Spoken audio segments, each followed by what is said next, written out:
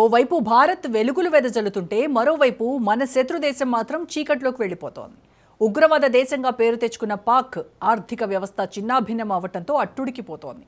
మరోవైపు ఉగ్రవాద వ్యతిరేక పోరాటంలో భారత్ భద్రతా సంస్థలు ప్రయోజనాత్మక మలుపు తిరుగుతున్నాయి. మొదటి పంజా ఉగ్రవాదులపై ఉండగా ఇప్పుడు వారి మద్దతు వ్యవస్థపై పడుతుంది. ఇది దీర్ఘకాలిక విజయానికి మార్గాన్ని సుగమం చేస్తోంది. ఇంతకీ భారత్ వేసిన ఆ ప్రయోజనాత్మక వ్యూహం ఏంటి? ఇప్పుడు పాకిస్తాన్ ఏం చేయబోతోంది? ఉగ్రవాదులను అంతం చేస్తున్న అజ్ఞాత సాయుధులు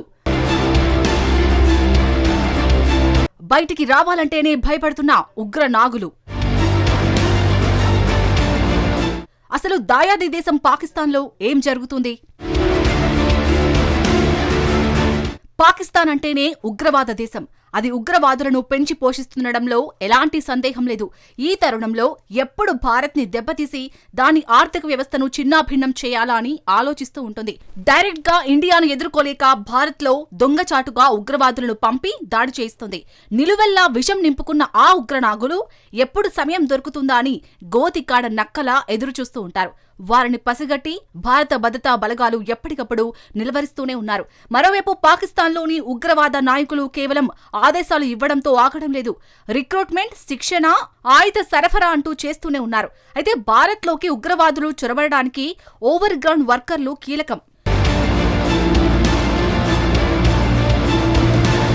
కశ్మీర్లో హత్రాస్ లాంటి ప్రాంతాల్లో ఉండి లాజిస్టిక్ సామాగ్రి అందించే వ్యక్తులు గుర్తించారు.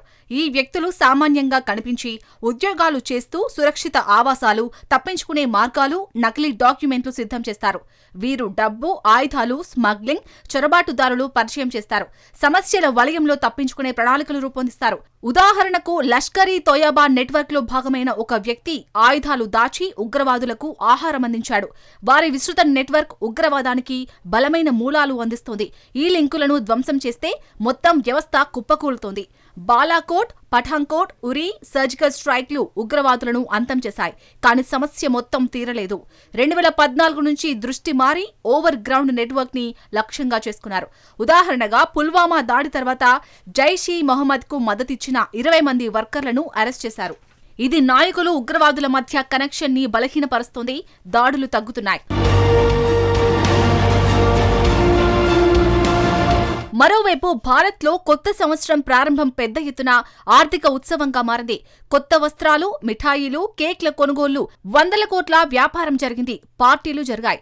ఆలయాలు కిటకిటలాడాయి. డిసెంబర్ 31, జనవరి 1 తేదీల్లో వ్యాపార రష్ దసరా, సంక్రాంతి స్థాయిలో కనిపించింది. కొంతమంది గిగ్ వర్కర్స్ సమ్మెతో డిస్టర్బెన్స్ ప్రయత్నాలు చేశారు, కానీ విఫలమైంది. దీంతో ఉత్సాహం తగ్గలేదు. పాకిస్తాన్లో మాత్రం ప్రభుత్వ నిర్ణయాలు, మత సంస్థల పత్వాలతో డిసెంబర్ 31న పూర్తి బంద్ పాటించారు. వాణిజ్య సంఘాలు, కేఐఏ, అంజుమాన్ తజ్రా దుకాణాలు మూసేశాయి. జనవరి 1, 16 తేదీలో కూడా బంద్ ప్రకటించారు.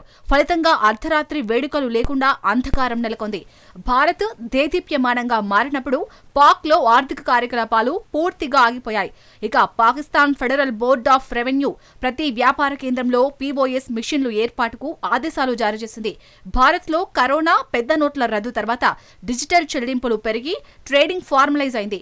పాక్ 11 ఏళ్ల తర్వాత అమలు చేయాలని నిర్ణయించింది. వ్యాపారులు పన్నులు, అవినీతి భయంతో వ్యతిరేకిస్తున్నారు. ఇది బంద్ కి మరింత బలం తెచ్చింది. దీంతో డిసెంబర్ 31, జనవరి 1న వ్యాపారం బోసిపోయింది. వేడుకలు జరగలేదు.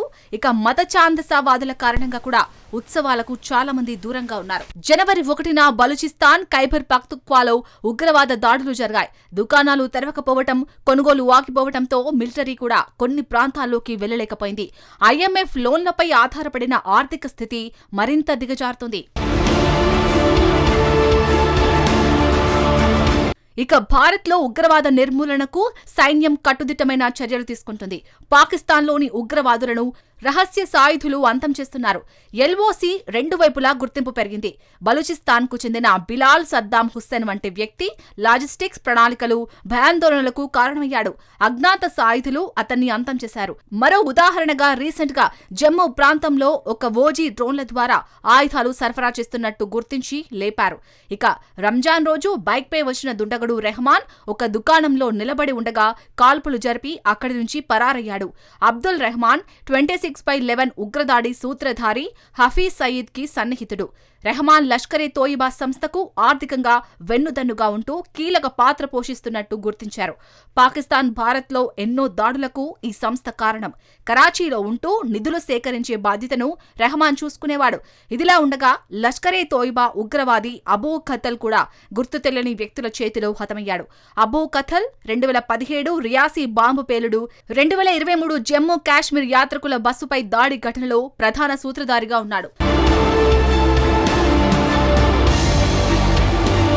లష్కరే తోయిబాకు సన్నిహితుడైన షౌకత్ గుర్రాల పెంపకంలో నిపుణుడు, ఐఎస్ఐ యాక్టివిస్టుగా పనిచేసిన వ్యక్తి హఠాత్తుగా శవమై కనిపించాడు.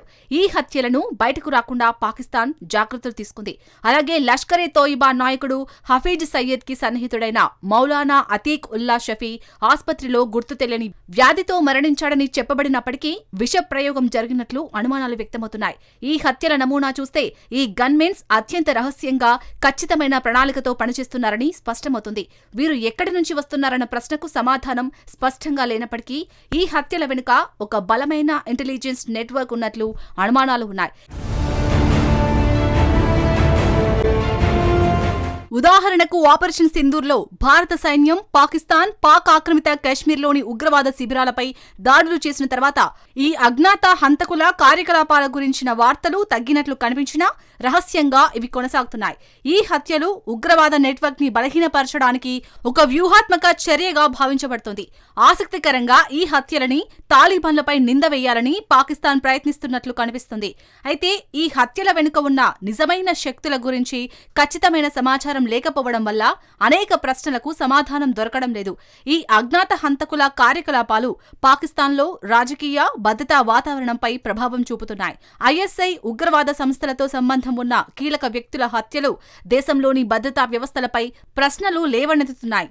పాకిస్తాన్ ఈ హత్యలను తాలిబాన్ లేదా ఇతర బయటి శక్తులపై నింద వేయడానికి ప్రయత్నిస్తున్నప్పటికీ ఈ హత్యల వెనుక ఒక అంతర్జాతీయ ఇంటెలిజెన్స్ నెట్వర్క్ ఉండవచ్చనే అనుమానాలు బలంగా ఉన్నాయి.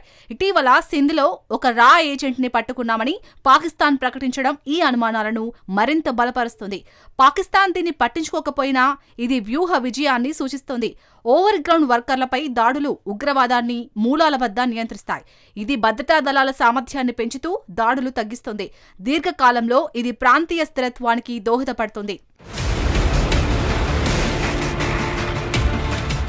మొత్తానికి పాకిస్తాన్లో ఉగ్రవాదుల గుండెల్లో రైళ్లు పరిగెడుతున్నాయి. గుర్తు తెలియని వ్యక్తులు వరుసగా భారత వ్యతిరేక ఉగ్రవాదులను లక్ష్యంగా చేసుకుని దాడులు చేస్తున్నారు. ఎప్పుడు ఎవరు వచ్చి కాల్చి చంపుతారో తెలియక భారత వ్యతిరేక ఉగ్రవాదులు బిక్కుబిక్కుమంటూ గడుపుతున్నారు. వారు బయటికి రావాలంటేనే హడలిపోతున్న పరిస్థితి కనిపిస్తోంది. భారత ఆర్థిక ఉత్సాహం స్థిరత్వంతో ముందుకు సాగగా పాకిస్తాన్ బంద్లో హింసతో వెనుకబడింది.